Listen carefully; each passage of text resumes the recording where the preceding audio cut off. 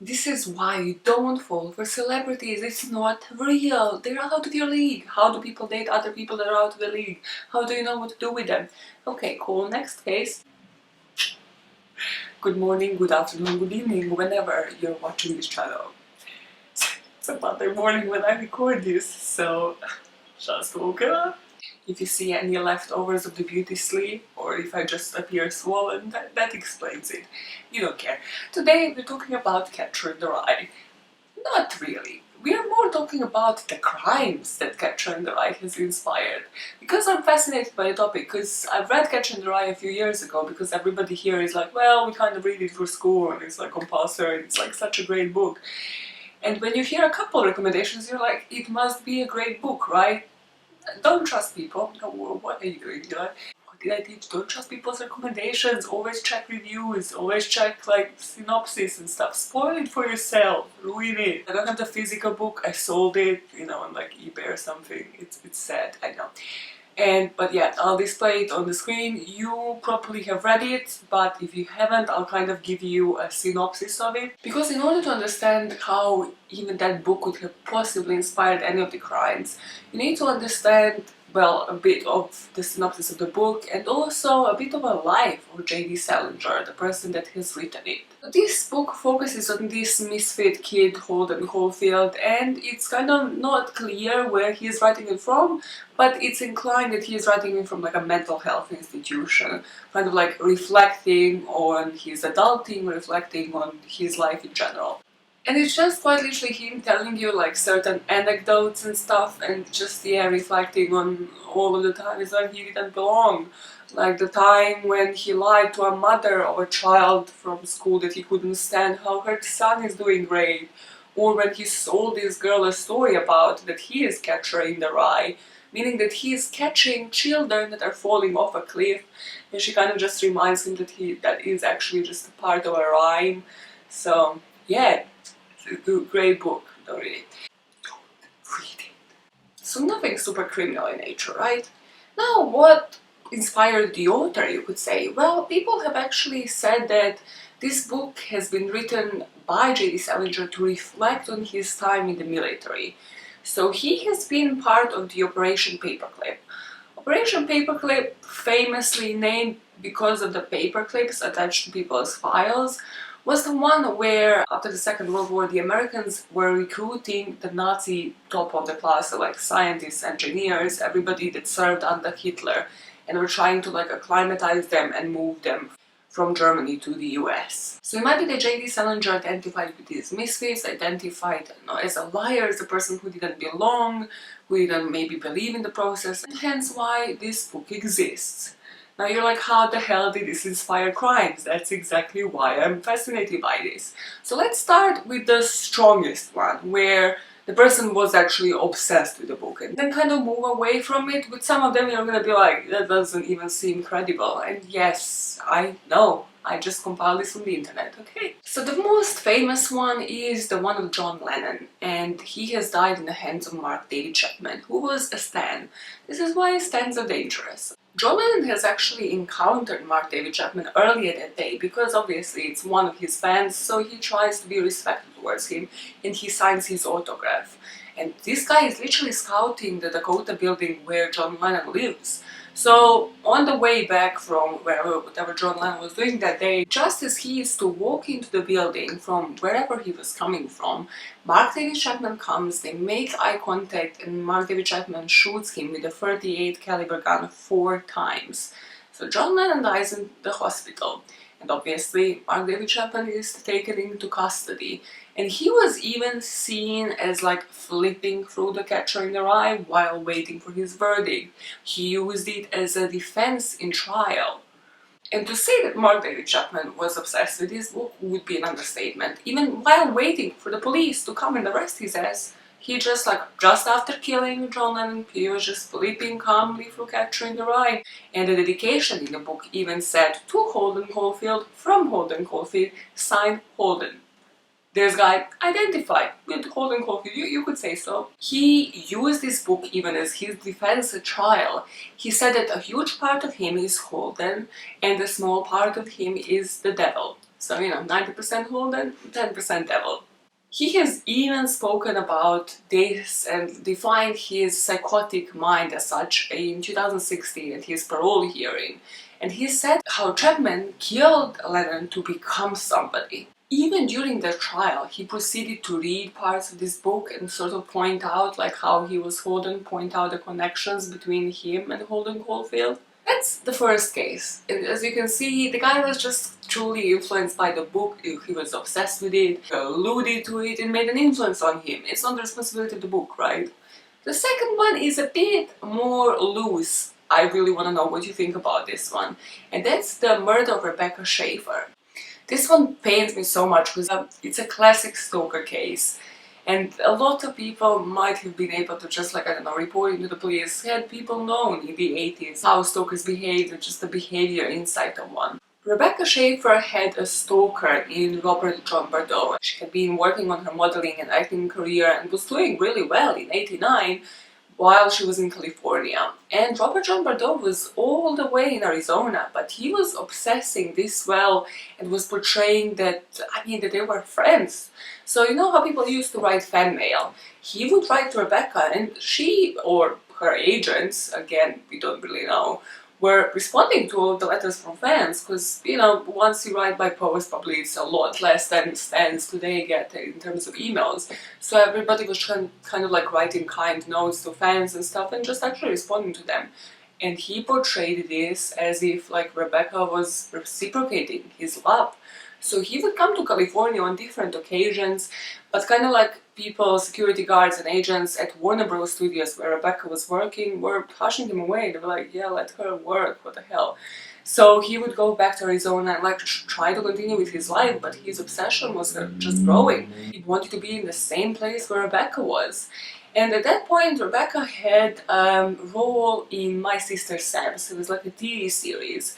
And then after that, she was just progressing onto different roles, to the point that obviously with the acting career, she had like a romantic relationship on screen. And that flew Robert John Bardo into a rage. He saw her like in bed with another man and he portrayed that as cheating. This flew him into a mad rage. He even bought a ticket to Arizona, and some people, you know, with that amount of space while flying or just traveling from one place, one end of the country to another, would have calmed down. Not him, no. He actually hired a private investigator to find out where she lived. So when he was in California, he went actually to her house.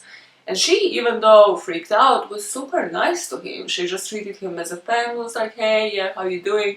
You know, they had like a bit of a conversation outside the house. And he left thinking like everything is fine. She's my girlfriend, whatever he was thinking, but he was happy. So later that day he thought, why not return to her house? Like, you know, we just left it off on such good terms. So he did, and this time she looked pissed off, which was clearly like, what the hell are you doing in front of my house again? And this is when he pulled out the gun and shot Rebecca. Rebecca died in the hospital like 30 minutes after running to the hospital. But things that surfaced was that he actually shouldn't have been allowed to own a gun, and he wasn't.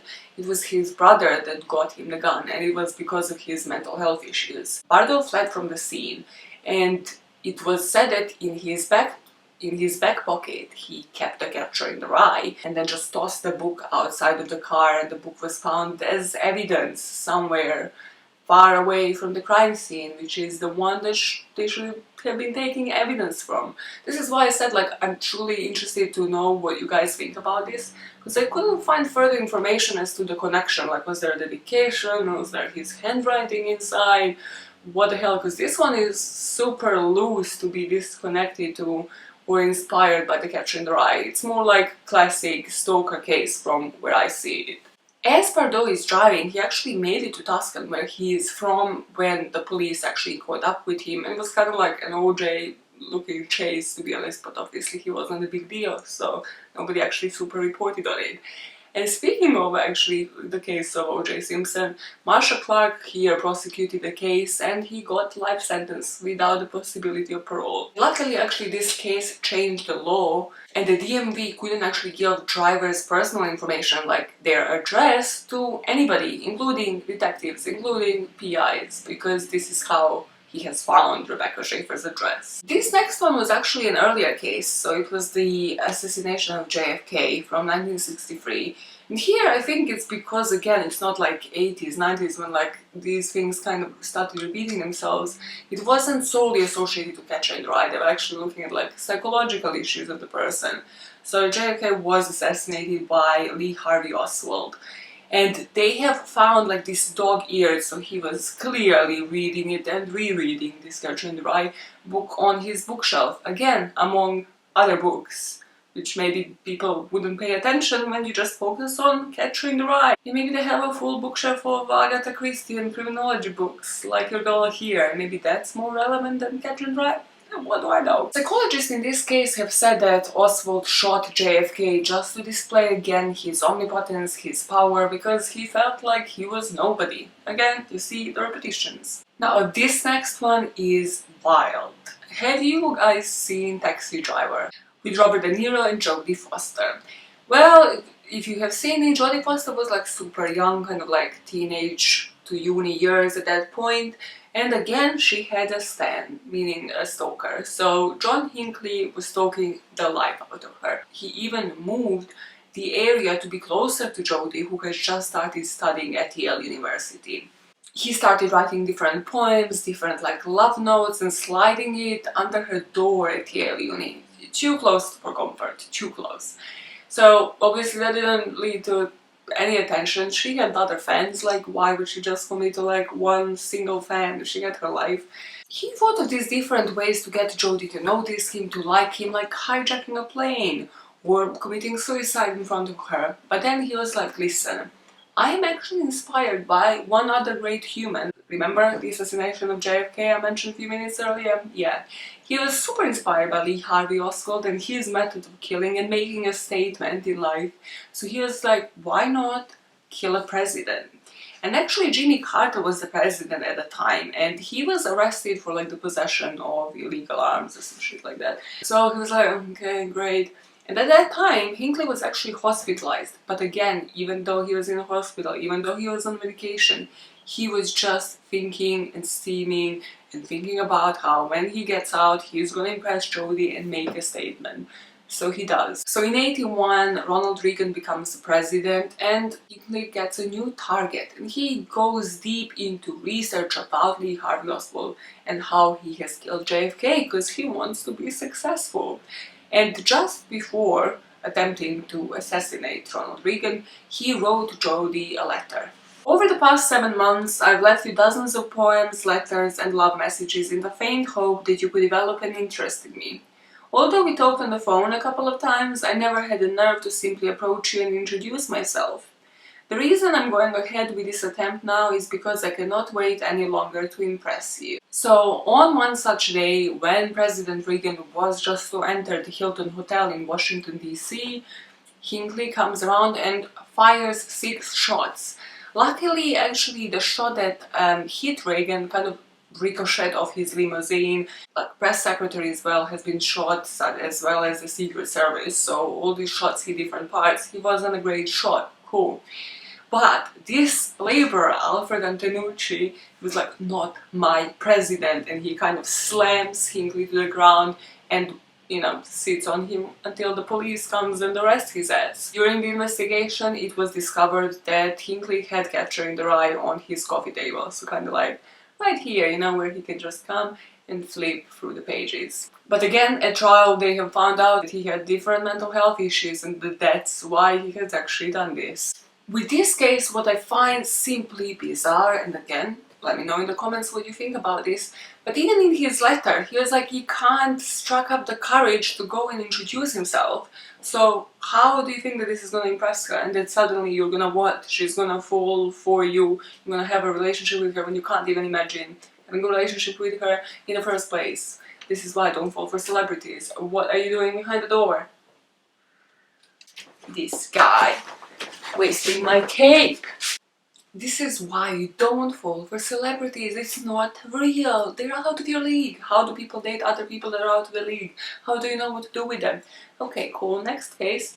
Well, the other two that are left are super loosely connected to Catcher in the Rye. You're just like, hey, Catcher in the Rye was mentioned in the case, and they're like, this makes the list. Like, right. The second to last one is the one of Peter Falconia. This is a disappearance case of two English tourists. There were a couple at the time. They went and traveled to Australia. They were like backpacking, and then they have rented like a combi van in Australia and were just, yeah, traveling around. On one such occasion they were in like a super isolated spot. Somebody stopped the van and kidnapped Peter while his girlfriend Joanne was like tried to run and then hid in the bushes. And then it's like a whole story about, you know, well, why didn't they kidnap Joanne? How were they able to just find her in these bushes? All of that nonsense. And she has been scrutinized by the media in the UK and in Australia as well, just for, you know, choice of clothing, all of this craziness, and just like the lack of empathy in this case, and maybe that she knew more about the disappearance of the case, but she was never charged with anything, and Peter Falconio has never been found. But what they managed to find out is that he was reading Catcher in the Rye just before he was abducted. Again, this is not a criminal that's reading Catcher in the Rye and that's being affected by it. So you can see how this is a very loose theory. So what are we saying, that like Catcher in the Rye now, if anybody has read it, if you have read it, you're more prone to be, what, a victim of a crime? What are we saying? These are lists on the internet, okay? This is not me. But this is a super interesting case, and Red Hand podcast covers it if you wanna listen to it. And the last case we're gonna talk about today is a conspiracy. And yeah, if you're a conspiracy theorist, you probably know about this one, so I had to mention it. So if you watch the movie like Manchurian Candidate, or if you watch the series Nikita, this is not confirmed, the Manchurian Candidate is more what inspires this, but I just love Nikita and have to recommend it in any situation.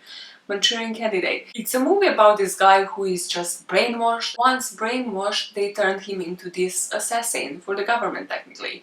And there is the whole conspiracy theory that the CIA does this, and that they might have done it with Lee Harvey Oswald. How was that out of all presidential assassinations so effective? How did he just need, what, one shot to kill the President of the United States? People focused on the Lee Harvey Oswald's case to say that he might have been a patsy, so somebody who has been trained and brainwashed by the government to assassinate the president. So in this case, the conspiracy theorists might believe that this book might be a trigger for the sleeper assassins to just wake and start killing. Kind of like, you know, you see in movies, or just like, if you think about when you snap out of hypnosis, or you know what you see when people snap out of hypnosis, and just like boom, and now continue with your life, except that it's now like, yeah, you have been brainwashed and you go and kill. What do you think about that one? I'm slightly skeptical. However, how has Lee Harvey Oswald killed the president so precisely with only one attempt? Maybe not the best gun, I don't know the gun calibers. Because as we know, there has been another assassination attempt, and well, that guy just didn't do it well. It kind of like fired even 6 bullets and didn't manage to kill the president. So, what do you think about the Catcher in the Rye? Do you have it on your bookshelf? Do you think you're more prone to commit crime because you have read Catcher in the Rye? Or is it all just bullshit? In which case, thanks for listening, I guess. And in the comments, drop me, have you heard about any other case? Because this is just like one list of the internet, but a lot of names kind of repeat on other lists, because some of them more loose, some of them less. So yeah, do you know any other cases that you maybe want me to compile into another list? If there's another list, I'll do another video. It's cool, I just find it so fascinating. How are people disimpressioned by the book? But I think we can all agree that in all of these cases, people have had mental health issues. Like, stalkers are a particular kind of criminals. So to what degree has this book actually influenced people? The first guy, yeah, as we know, 90% Holden, 10% devil. Don't be like that. Don't be like him. But yeah, until the possible next one, or just the next video in general. I have nothing else to tell you, and nothing else to say, so this is a goodbye. Bye guys. Bye. So here.